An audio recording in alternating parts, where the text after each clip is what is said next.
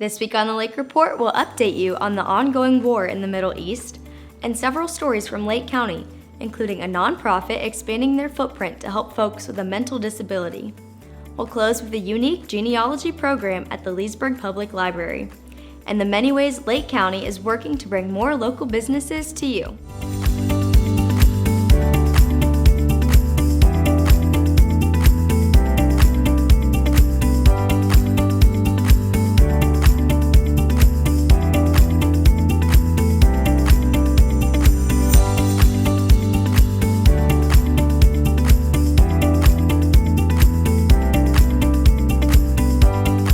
Thank you for being with us, Lakefront TV. It's good to see you. We begin with national news. The U.S. and Iran could hold new peace talks as soon as this week, sources report. This news comes after talks led by Vice President J.D. Vance in Pakistan over the weekend failed to reach a peace agreement to end the war. Both Vice President Vance and President Trump offered hope for future talks Monday, even as U.S. forces launched a blockade barring ships from entering or exiting Iranian ports.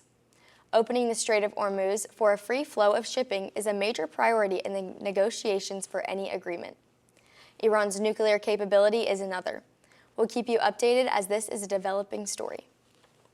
Gas prices across the country have stabilized around $4 per gallon since the announcement of a temporary ceasefire in the conflict between the U.S. and Iran.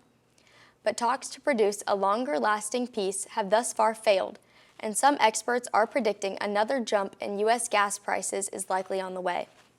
Patrick DeHaan, head of petroleum analysis at GasBuddy, said in April 13th interview that gas prices have been stable, with a national average of $4.12 per gallon on April 7th and April 13th. But DeHaan said the failure of talks led by U.S. Vice President J.D. Vance to produce a long-term peace could lead to more pain at the pump for U.S. drivers. The national average price of gas was $3.12 per gallon on February 27th, one day before the U.S. first launched military strikes on Iran, according to AAA. Governor Ron DeSantis says Florida's special session on redistricting could be delayed. Florida Republicans haven't yet agreed on a new map proposal less than a week before the session is scheduled to begin. Governor DeSantis told reporters Tuesday that there are likely to be tweaks to any proposed maps, none of which have yet been filed. Ron DeSantis did not confirm that the next week's special session, which he first called for in January, would be moved, but he said it could be held in the coming weeks. Florida has been poised to become the latest state to join the mid-decade redistricting fight President Trump kick-started last year. Republicans in Texas, North Carolina, and Missouri enacted new maps last month, but Democratic-led states have responded more aggressively than expected. Covering news countywide, the Leesburg Police Department recently reported that 29-year-old Evan Garcia from Ocklawaha has been arrested in connection with a fatal hit-and-run crash on April 10th that resulted in the death of 40-year-old Ashley Hayes.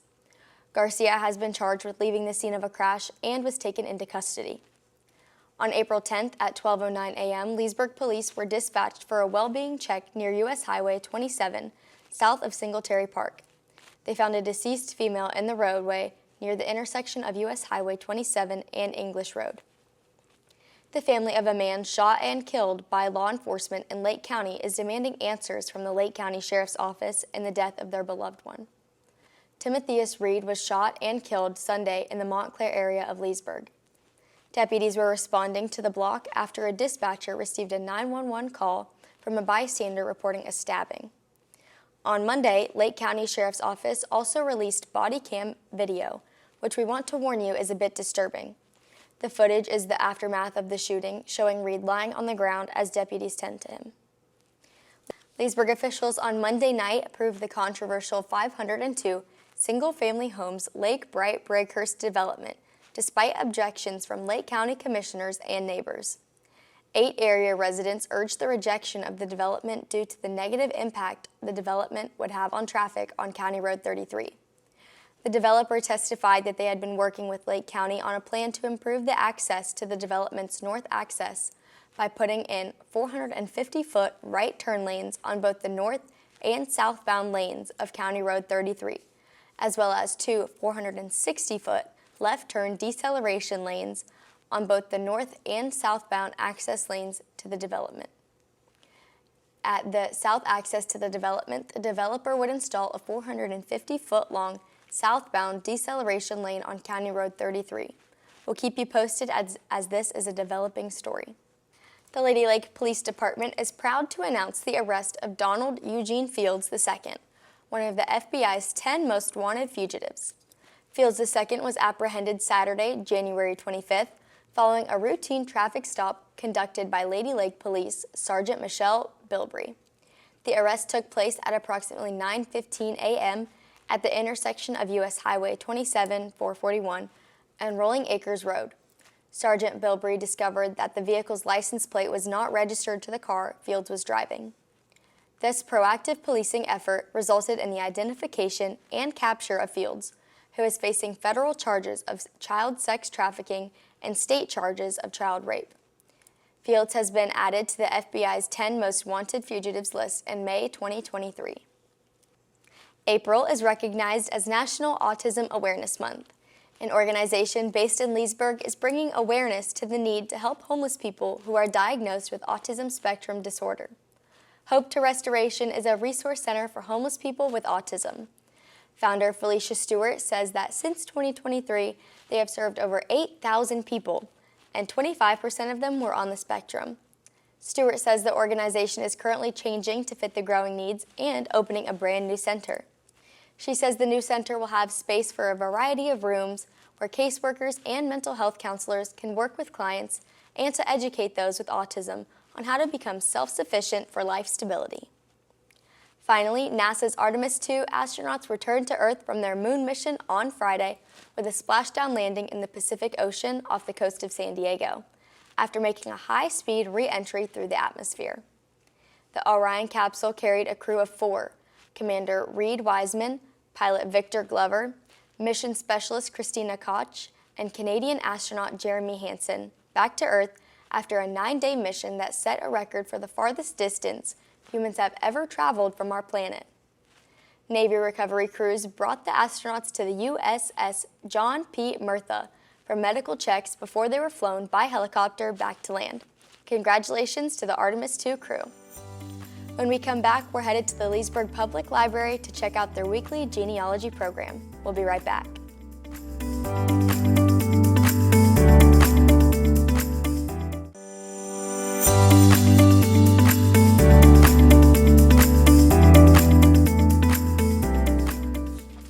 Ever wonder where you come from or what stories are hidden in your family tree? At the Leesburg Public Library, a free weekly genealogy program is helping people uncover their roots, one discovery at a time. Our very own Ken Facey decided to dig in and see what he could find about his own family history. And what he uncovered might just surprise you. Here's Ken with the story. Libraries were created roughly 5,000 years ago in Mesopotamia, starting with Sumerian clay tablets for private archives for individuals with elite status. In the year 1731, Benjamin Franklin created the first tax-supported library in the United States. Over 100 years later, in 1833, the first public library supported by taxation was established in Petersboro, New Hampshire. Philanthropist Andrew Carnegie funded the construction of over 1,600 libraries in the United States. Today, libraries serve as free, equitable access to information, resources, and more. It is an essential part of a community that preserves knowledge and creates programming on the past, present, and future. The Leesburg Public Library is known for hosting an array of programs, and every Wednesday they host a program specifically on genealogy, so residents of Leesburg and Lake County could come on in and learn about the incredible backstories of their families. After spending 20 years as an SVU officer in Miami-Dade, Alan Foote retired in Leesburg and is now spending his time helping individuals find the history of their ancestors through a one-of-a-kind genealogy program held at the Leesburg Public Library. I've been doing genealogy assistance for approximately 6 years now, and do it on Wednesdays from 10 a.m. to 1 p.m. Anybody that wants assistance, they can walk in, no appointment necessary, and we're always here as long as we're not on vacation. We have volunteers from the Kinseekers Genealogical Society here to help them with their genealogy projects. So that can be helping them utilize the library's resources, guiding them to additional resources, as well as guiding them through their family research work. When somebody comes in and wants to learn about their family tree, it varies. Some have a wealth of knowledge, some have a complete no knowledge at all. So I will get some basic information from them. What is it that they're searching for? What part of a tree do they want to learn about? We have various programs on the computer, Ancestry.com, Family Search, and we'll get started that way. I will have them give me a person that they wish to start with, and we go from there. So I lost my dad very, very young, and I rely on obviously the information that your parents passed down to you, right? Yes. But what's really cool is that I could just walk into the Leesburg Public Library and then have this resource, have you kind of walk me through learning more about my family. What's your father's first name? Kenworth, Kenworth.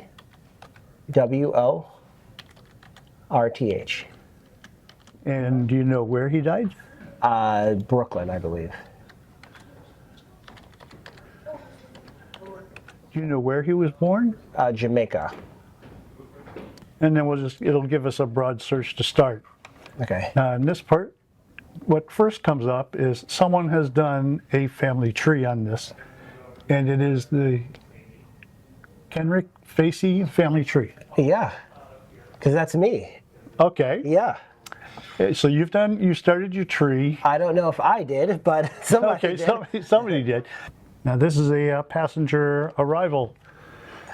It looks like he came in 1904 Okay. from Jamaica. Yep. Born in 1888, about. Yep. And then you can click on the actual ship manifest. Wow. And it will tell you if he was traveling alone, who he's going to go visit. Some of them here, it is K. Facey.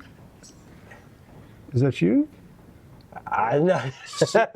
Wasn't traveling back in 1820. Okay. I don't think so, but. Okay. So the West Indies, Yep. West Indies, yeah. St. James. Brooklyn, New York. Right. Yeah, because that's where I was born. I was born in Brooklyn, New York. All right, and he's coming to visit his mother. It's always, no matter who comes in, it's always a new story. Very interesting. Yeah. All right. Well, thank you so much.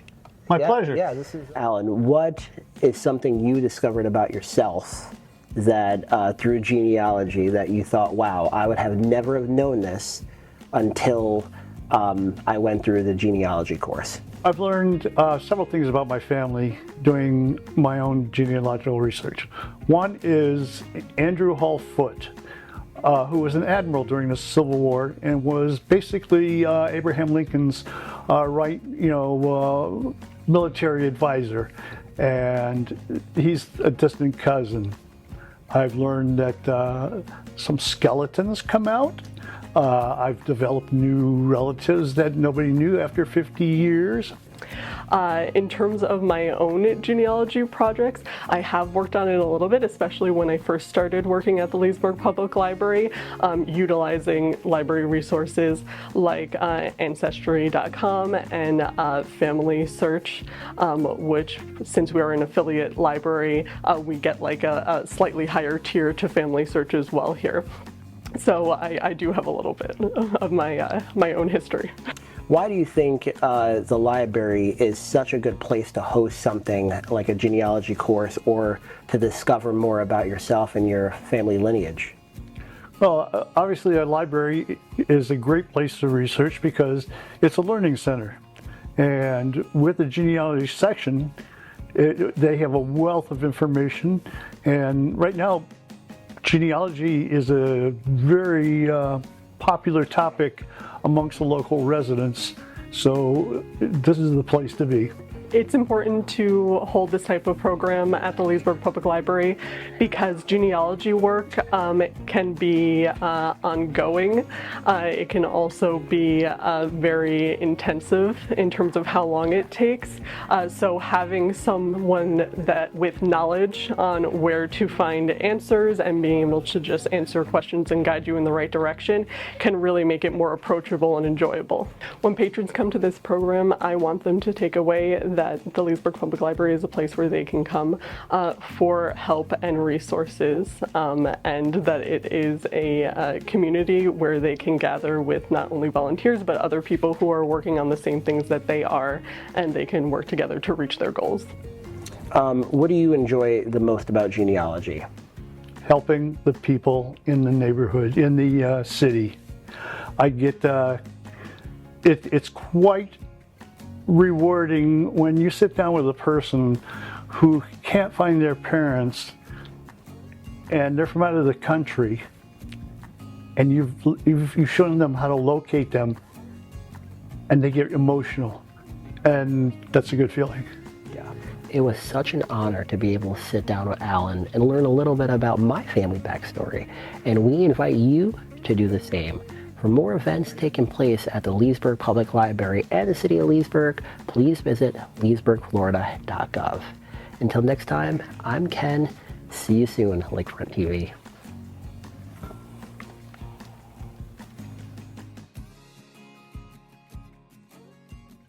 Wow, what a great way to connect with your past. I might have to check out my own family history next.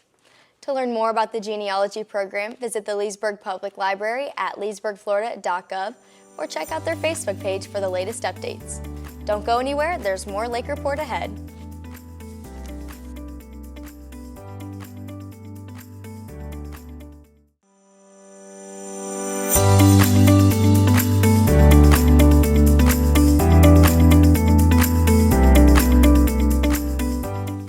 Every day, thousands of Lake County residents hit the road, commuting outside the county just to get to work.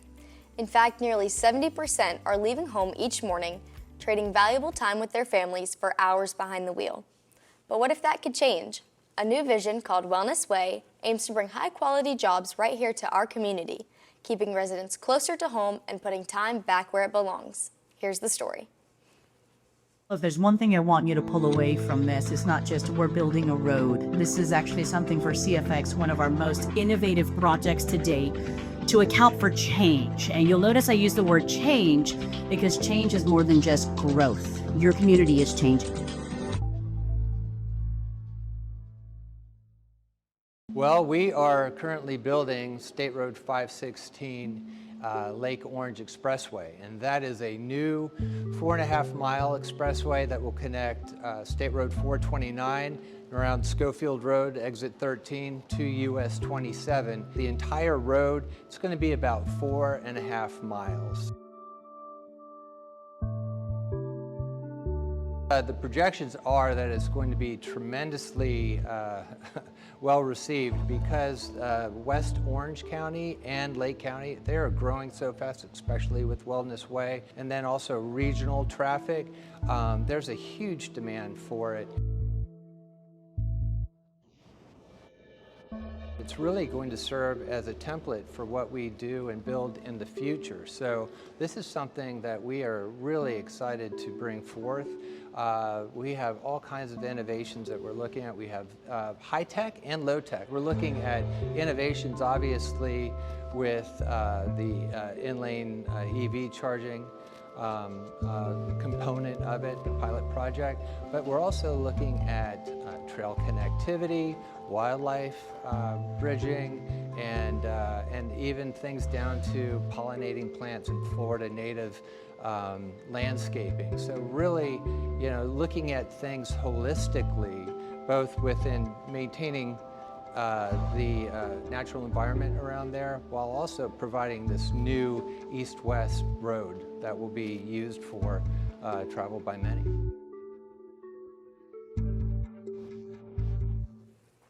It's a powerful vision, creating opportunity right here at home, giving people more time with their families and strengthening our community for generations to come. If you have a story idea you'd like to see featured on the Lake Report, we'd love to hear from you. Reach out and connect with us on our social media platforms. Until next time, get outdoors and experience this place we call home.